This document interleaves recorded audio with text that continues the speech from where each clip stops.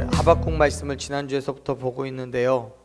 앞서서 하박국 선지자는 이스라엘 땅에 만연한 부패와 폭력 그리고 그들의 음란함을 보고 하나님께서 도대체 이러한 상황이 어떻게 벌어지게 되었는지 그리고 왜 계속해서 보고만 계시는지에 대한 탄식을 합니다.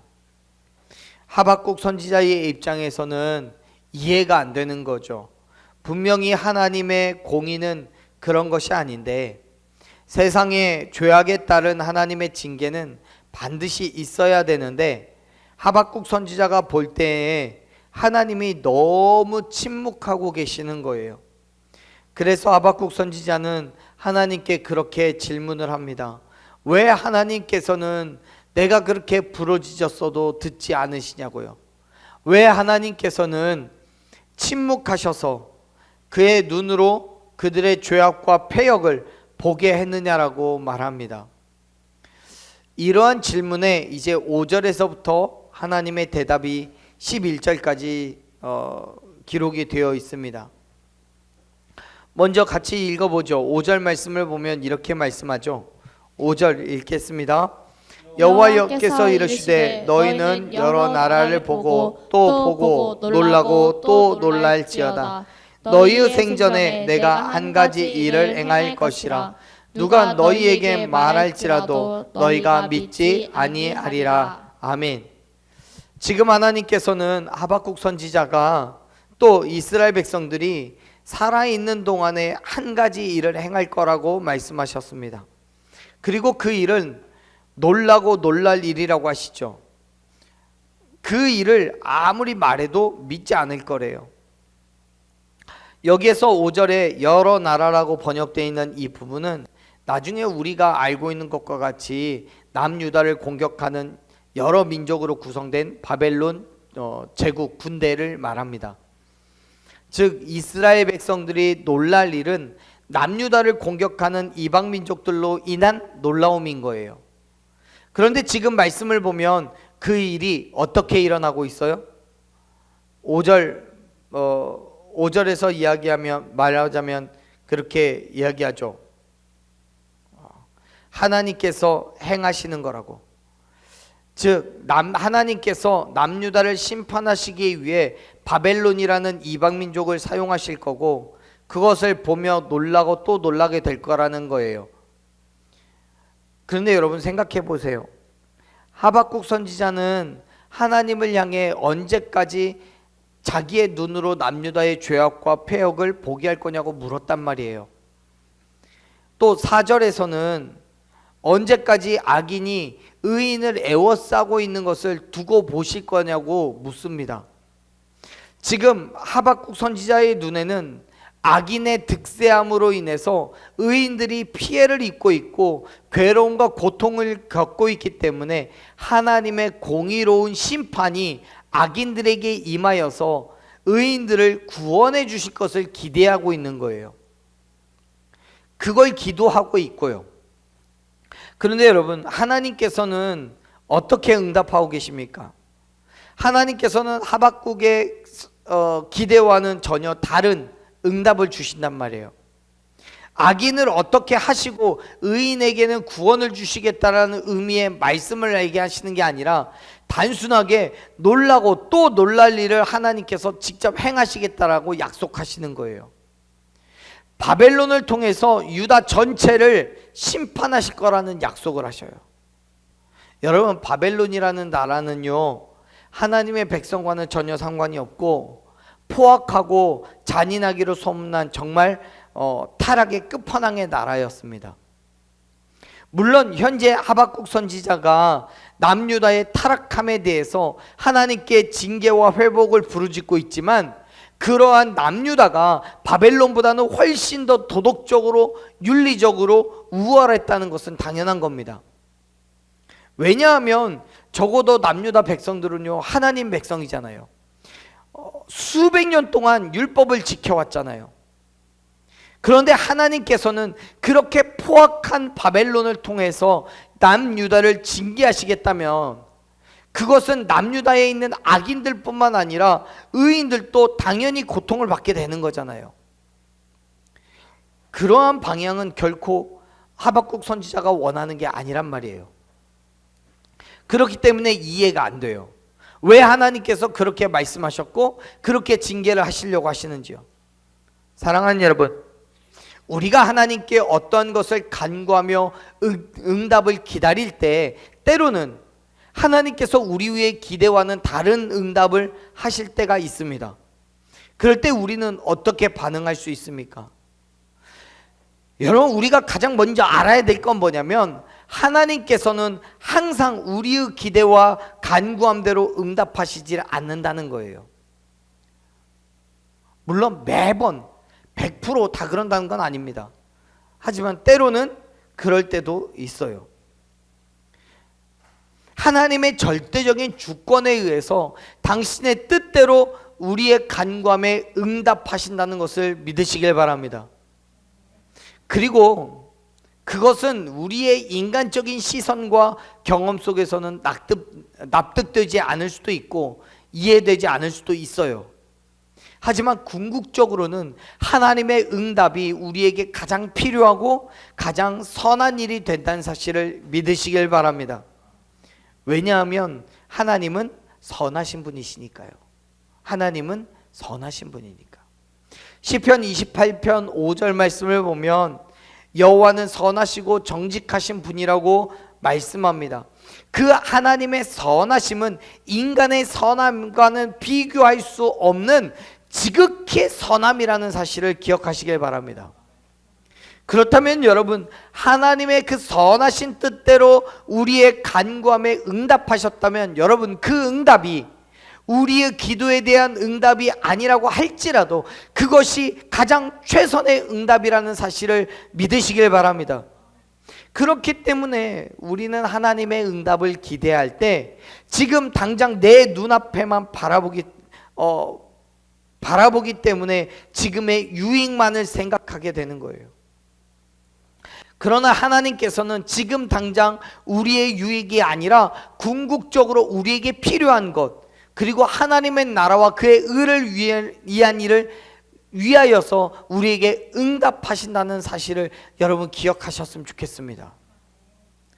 하나님께서는 하박국 선지자 기도에 대하여 직접적인 응답 대신 바벨론을 통해 유다를 심판하시겠다라는 것 또한 마찬가지입니다. 그 일을 통해 악인뿐만 아니라 의인들도 고통받을 수 있겠지만 결국 시간이 지나면 하나님의 계획하심에 따라 궁극적으로는 모든 이들에게 유익이 될 거라는 사실을 믿으시길 바랍니다. 그렇기 때문에 사랑하는 여러분, 분명히 하나님의 응답은 때로 우리의 기대와는 전혀 다를 수 있겠지만 그것이 하나님의 뜻이라면 실망하거나 좌절하는 것이 아니라 하나님께서 행하실 그 일을 믿음으로 오히려 이후에 되어질 일을 기대하는 저와 여러분 되기를 간절히 축원합니다. 그리고 뿐만 아니라 하나님의 선하심과 신실하심을 확신하며 온전히 주의 말씀에 순종하는 그런 믿음의 삶을 결단하시기를 간절히 소망합니다. 하나님께서는 하박국 선지자에게 놀라고 놀랄 일을 행할 거라고 선언하시면서 그 일이 어떠한 것인지에 대해서 설명을 하셔요. 이렇게 말씀합니다. 우리 6절 7절 말씀을 같이 읽어봅시다. 6절, 보라 내가 사납고 성급한 백성 곧 땅이 넓은 곳으로 다니며 자기의 소유가 아닌 거처들을 점령하는 갈대아 사람을 일으켰나니 그들은 두렵고 무서우며 당당함과 위엄이 자기들에게서 나오며. 아멘. 이제 6절에서부터는 하나님께서 심판의 대행자로서 갈대아 곧 바벨론을 세우셨다는 것과 그들을 통해 불의로 만연한 그 남유다가 처참하게 파괴될 것을 명시적으로 또 구체적으로 설명을 하십니다. 네, 6절 말씀을 보십시오. 하나님께서 일으킬 사람들이 있는데 그들이 갈대아 사람이라고 말합니다. 그리고 그들의 성향은 사납고 성급하다는 것을 분명히 말합니다. 이러한 말씀은 바벨론의 군사들이 잔혹함을 가지고 있으며 동시에 민첩하여 전투에 능한 사람이라는 사실을 말씀하는 거예요. 그런데 여러분, 지금 이것은 단순하게 그들의 성향만을 드러내는 것 정도로 끝나는 이야기가 아닙니다. 하나님께서 그들을 통해서 이스라엘을 징계하실 것이기 때문에 6절에서 말씀하시는 그들의 모습이 남유다에게도 그대로 행할 일이기 때문에 문제가 되는 거예요. 다시 말해서 이제 하나님의 계획하심이 실현되기 시작하면 바벨론의 잔혹함이 남유다에게 그대로 드러남으로 인해서 그들이 겪을 고난과 괴로움이 얼마나 큰 것인지를 말씀하고 있다는 거죠. 사랑하는 여러분, 그럼에도 불구하고 그 모든 것이 하나님의 놀라운 섭리 가운데 있음을 믿으시길 바랍니다. 보세요. 6절 마지막에서 하나님께서 갈대아 사람을 일으키셨다고 말씀하잖아요. 그리고 이 일은 그 일을 계획하실 거라는 얘기가 아닙니다. 일으켰나니라고 번역되어 있는 히브리어 단어는요, 현재 진행형이에요. 다시 말해서 하나님께서 말씀하시는 이때부터 혹은 그 전에서부터 지금까지 계속되고 있는 사건이라는 거예요. 그들은 7절에서 말씀하는 것 같이 두렵고 무섭고 당당함과 위험이 그들에게서 나올 정도로 강대하고 잔혹한 민족이었습니다. 이것만으로도 얼마나 위협적이고 공포스러운 존재가 될 것인지 모릅니다. 게다가 8절에서는 뭐라고 말합니까? 지금 하나님께서는 바벨론을 표범과 이리 그리고 독수리에 비유하고 있습니다. 다시 말해서 앞서 6절에서 사납고 성급한 백성이라고 표현한 것과 같이 하나님께서는 이 바벨론의 군사들의 잔혹함과 포악함을 묘사하는데요, 그 모습이 표범보다 빠르고 저녁 이리보다 사납고 또 독수리의 나름과 같이 먹이를 움켜쥐려고 한다고 얘기합니다. 그뿐만이 아니에요. 9절 보십시오.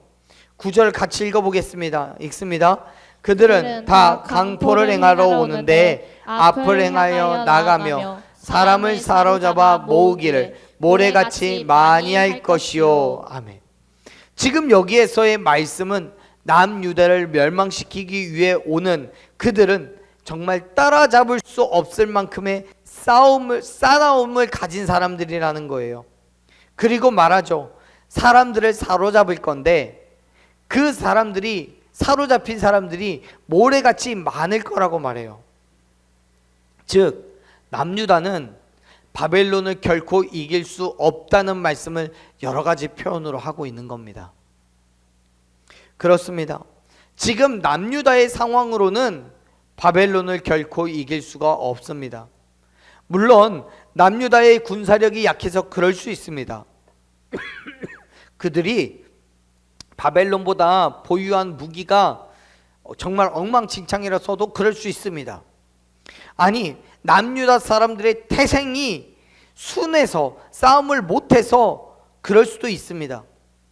하지만 여러분, 그런 것보다 그 어떤 것보다도 하나님께서 그들을 지키시고 보호하고 계시지 않기 때문에 그들이 질 수밖에 없다는 사실을 믿으시길 바랍니다. 다윗은요, 시편 18편 2절에서 이야기합니다. 하나님이 나의 반석이시고 나의 요새시고 나를 건지시는 이시고 나의 하나님 되시고 내가 그 안에 피할 나의 바위고 나의 방패고 나의 구원의 뿌리고 나의 산성이라고 고백합니다.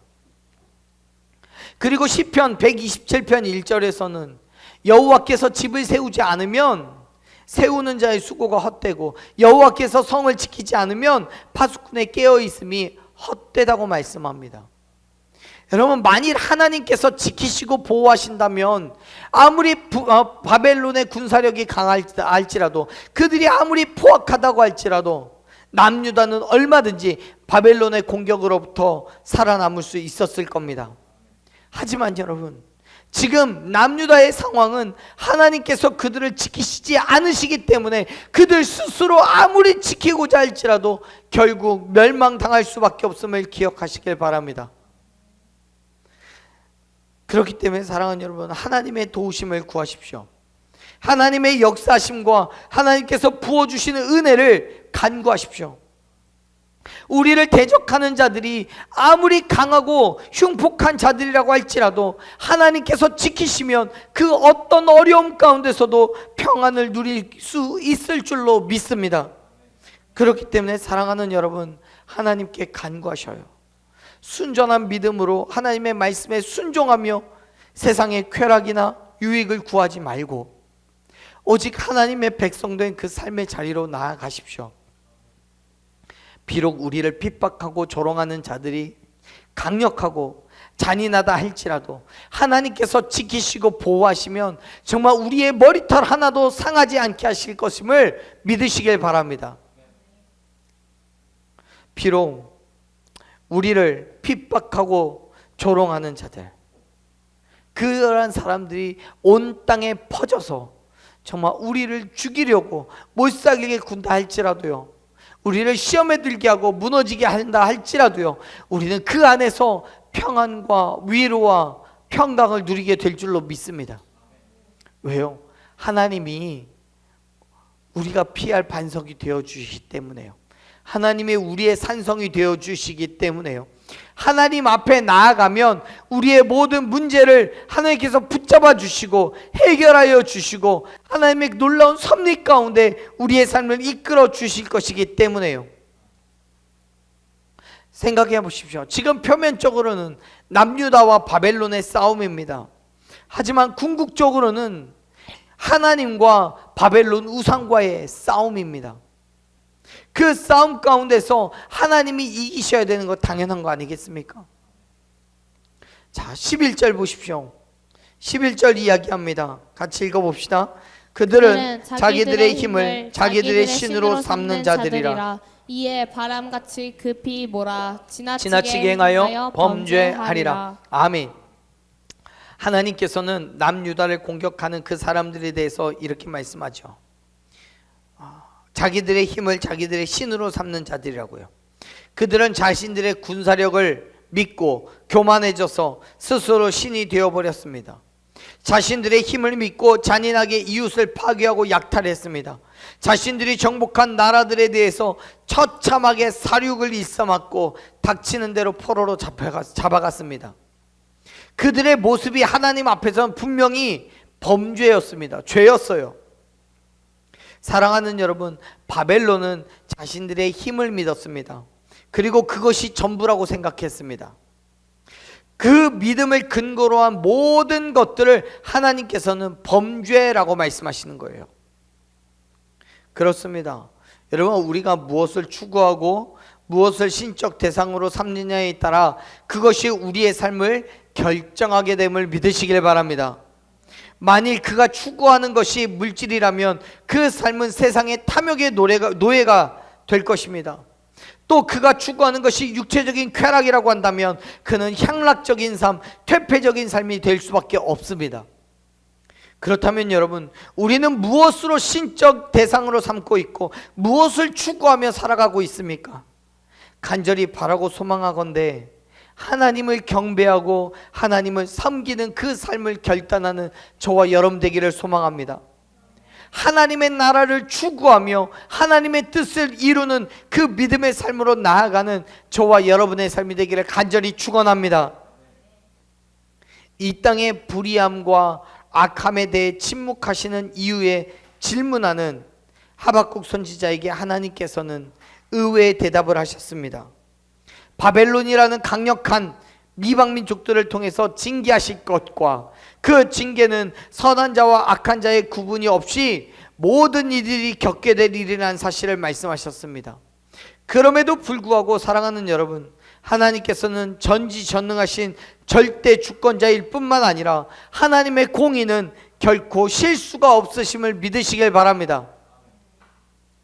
물론 하박국 선지자는 이해되지 않아요. 그리고 우리도 말씀을 통해 하나님의 역사심이 완전히 납득되지가 않아요. 하지만 여러분, 하나님의 지극히 선하시고 공의로우신 분이심을 믿으시길 바랍니다. 그리고 그 믿음으로 때로는 전적인 신뢰로 믿음으로 나아가십시오. 하나님의 뜻에 저와 여러분의 삶을 맡겨놓고 하나님의 섭리에 따라 살아갈 것을 결단하시기를 바랍니다. 그때 시간이 지나 결국 하나님의 계획이 가장 선한 것이었다는 것을 깨닫게 될 때 우리는 정말 하나님 앞에 굴복하고 무릎 꿇을 수 있게 될 줄로 믿습니다. 사랑하는 여러분, 하나님의 응답이 우리의 생각과 뜻과는 다를 수 있습니다.